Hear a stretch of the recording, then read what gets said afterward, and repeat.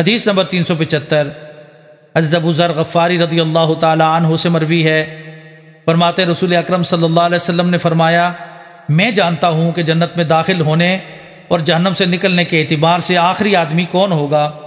فرمایا، ایک شخص قیامت کے دن لایا جائے گا تو کہا جائے گا، اس پر اس کے صغیرہ گناہ پیش کرو اور اس کے کبیرہ گناہ اسے اٹھا دو۔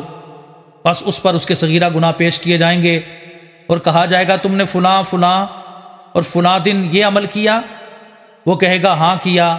وہ انکار نہیں کر سکے گا اور اسے ڈر ہوگا کہیں کبیرہ گناہ اس کے سامنے نہ لائے جائیں۔ اسے کہا جائے گا، تیرے لیے ہر برائی کی جگہ نیکی ہے۔ وہ کہے گا، اے میرے رب، میں نے کچھ ایسے کام کیے ہیں جو یہاں نہیں دیکھ رہا۔ حضرت ابو ذر رضی اللہ تعالیٰ عنہ فرماتے ہیں، میں نے دیکھا نبی اکرم صلی اللہ علیہ وسلم ہنس پڑے، حتیٰ کہ آپ کی مبارک داڑھیں نظر آنے لگیں۔